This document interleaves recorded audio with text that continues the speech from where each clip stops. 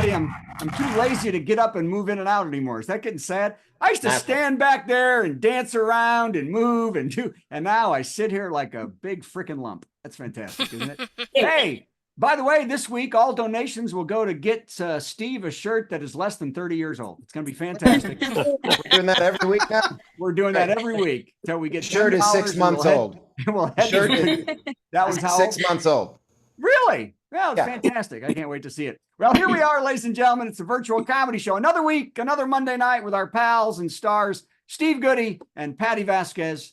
I am Brad Tassell, and I would like to announce that I have finally more than 1,000 subscribers on YouTube, everybody. Yes. It has only taken 19 years. 19 years. But the day is finally here, and that means literally nothing. Nothing changes. I still get paid nothing. YouTube takes any money that they get on ads, but I have 1,000. So here's to reaching 2,000 subscribers in 2043. Where I will be at the age of 79, still getting nothing, and Steve and I will still be doing this show, everybody. So anyone suddenly sad? All right, just kidding, because we are thrilled, ladies and gentlemen. We are elated, thrilled, and amazed to have superstar, super famous, super funny TV and movie star Stephanie Hodge with us this week. Comedian Stephanie Hodge, who I met in '89, and we sat on the floor of. Remember, Stephanie, back then we had our own apartments at that comedy club. I was the MC, and I had my freaking own apartment, and you had your own apartment that they gave us. And we sat on the floor, and you just told stories about hanging out with Pee Wee Herman. It was fantastic. Wow, and, that's nice. Yeah, but I think you may be the most famous person we've ever had on the show. Is that weird? Most famous person! Oh my God! Runners up include Mary Lynn Ricestub, and that's it. What about Mark Price? Didn't we have him once? Oh yeah, Mark Price was here. I guess he's famous. Yeah, he's not in the league of those. He's a good guy. He also screwed us twice too. So that's true. That's why I thought he was a big deal. Yeah. We also have remember, by the way, Stephanie, Mark Price, when we first started doing the show, the pandemic, just freaking showed up. I don't even know how he found us on our Zoom to ask us how, and we spent like 2 hours with Mark Price with his shirt off. That's right. Why? It was the creepiest thing that ever happened. And never did tell us what Michael J. Fox was like. So anyway, we also have musical genius, famous Todd Chappelle, everybody. Todd Chappelle. Well, the name is famous anyway, but we do love us some Todd. But I did want to reiterate, folks, that COVID is really ramping up this summer, and you should take some precautions. But the good news is that COVID has become more fun. You know, I used to be scared. I used to be scared of the variants. Remember when we had SARS-CoV-2? Remember that one? I thought it was an all-terrain moon vehicle. That's what I thought that was. And then we went right to the Greek. We went to Alpha, Beta, Omicron. Suddenly, what it took to get COVID was falling asleep drunk in a frat house. All right, see, Janet didn't get that joke. But I get that one. Then the subvariants. Oh my God, they were super technical. EG.5, BA.1, BA.2.86. So we were in the, is it COVID or the new Mercedes touring car? That's what it was. But now you all know it. This variation is the flirt. No idea. Not know that? The flirt variant. No. COVID has gotten flirty. Isn't that nice? It's no. It's kind of nuzzling up to you. It's nuzzling up. Hey, it's okay. Your wife won't mind. It's just little old flirt. That's kind of nice. Hey, COVID is so flirty. It'll come to your home and flirt with your wife and kids too. Come on, bring it over. So let's all take a nap together, COVID, because you're flirty. Okay. I wonder what's next. I'm sure the next variant on its way is COVID cooties. That's going to be fantastic. Cootie codeds. Codeds? Okay, great. Coded. Right. So before we start with the 2 jokes I wrote, I just got home from 2 weeks. Are my teeth whiter? I did the whitening. They're pretty white. Pretty good. Okay. They look good. My dentist says I have this top 3 or 4 strongest sets of teeth in his practice. So I just got home from 2 weeks out, and my patio when I got home has 2 huge wasps' nests on it. One, Oh dear. I know one of them is hanging on that crank thing that holds my hose, right? So I cannot use my hose, and I was planning on power washing the fence. And the other one literally is in the wreath that hangs on my back patio door.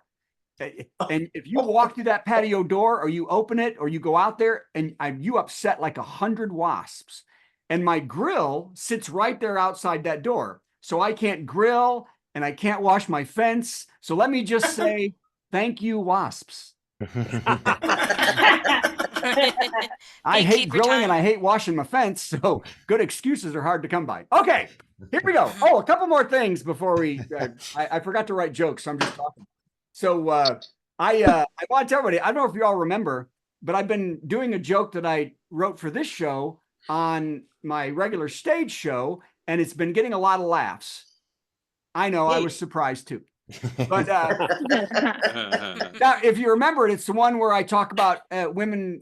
I don't like when women get older. I think women are beautiful, and you shouldn't get Botox or plastic surgery as you get older because women are beautiful. Don't do that. Don't do that. If you want to look more attractive for your husband, I say do what I do to look better for my wife, and then as I sneak in and exchange her glasses for ones with a weaker prescription. That's the oh, good. I got to laugh twice. I said I'm sexy blurry.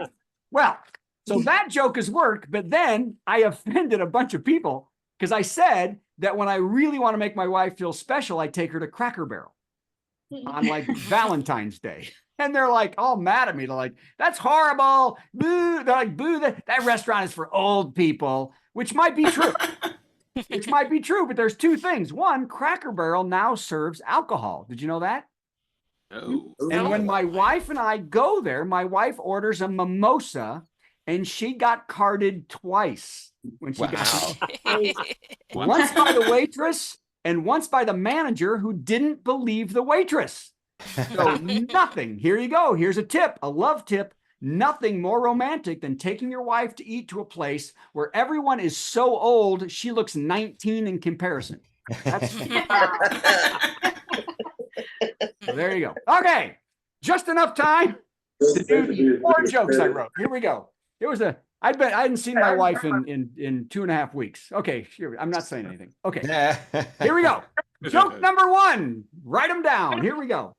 In France and England, voters have overwhelmingly elected left-wing leaders this week. Did you see that, everybody? Yeah. Conservatives found themselves down near the bottom of the heap after they were sure they were going to win. Election watchers in the United States are calling this strategy, please happen here. Ooh. Okay, great. A little sad news. A woman was found inside a python. She was dead, by the way, in Indonesia this week. I know. And this is the 2nd woman in a month to be swallowed by a python in the country. Is that crazy? Wow. I know. Authorities are hoping to stop such attacks by finding out who now possesses the Elder Wand. Harry Potter joke. Thank you. I knew somebody had to say it. All right. You know, you always wanted to joke about Bulgarian archaeologists. This is it. Finally. Finally. I think we've gotten at least 10 pieces of mail in the accident. Bulgarian archaeologists uncovered an ancient statue of a Greek god in a Rome sewer that had been carefully covered and wrapped and buried in 388 AD. Their theory is that the statue was being hidden because at the time there was a rise, Christianity was rising in the country, and you could be jailed or killed if caught with a statue that wasn't Christian. This was also known at the time as Florida 2024.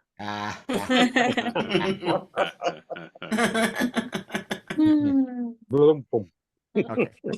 And sadly true. It's true, isn't it? Oh, did you see this? SNL update host Colin Jost. Are y'all watching the Colin Jost? Nobody. Okay, great. Yes. It's going to go really well. SNL update host Colin Jost, who is married to Scarlett Johansson. Scarlett Johansson, And also, he was just hired to fly to Tahiti for 2 weeks to be the commentator for the Olympic surfing competition. Said his SNL co-host Michael Che, no one hates him more than I do. Second punchline would be, yes, I'd also want to punch him in the face. Okay, well, that one, I tried my best. Here we go. All right, what do we got? We got 3 more. 3 more. 3 more. I'm particularly not proud of this next one. A serial sperm donor. By the way, is that a good band name? Serial sperm That's a donor? great band name. Let's put that together. Todd, you, me, Steve, serial sperm donor. I don't know. I've got a joke that's too gross for this show. Wait a minute. Let me do this joke and then you throw that one in. Is there dirty words in it? No, but it's gross. Okay, well, maybe. Okay. A serial sperm donor is going to sue Netflix for slander after they said he lied to parents and he has up to 1,000 children. Wow. Jonathan Meyer says he knows he will win the lawsuit because there is no chance for the streaming platform to seat a jury without at least one of his kids on it. Ooh. All right, Steve, what is it? Do I have to? Everybody? Yes. Yeah. Yes. Okay. I thought cereal sperm donor, that would be like Rice Krispies, but it adds its own milk. Ew. Oh, God. Oh. You know Told what you it was instant gross. regret looks like? All right. Jeez. 2 more. One of them's a joke. Elton John was refused. This is today. Elton John was refused by a store in Nice to go to the bathroom. So he went in a bottle in the middle of the store. Elton John. Oh. Yep. His sons were horrified by their father's actions. And one patron in the store said, "Oh, that's the tiny dancer." Ah. Oh. Oh my God. Come on. Oh. It wasn't bad. That was pretty good. All right. And we're going to do the worst joke now and have another worst joke later. Oh, good. Hey, so y'all noticed that Donald Trump is trying to shy away from Project 2025, which should be called Project 1825. But I digress, even though he is totally involved in that. But on Trump's website, he has his alternative, which is Agenda 47. Have you seen that?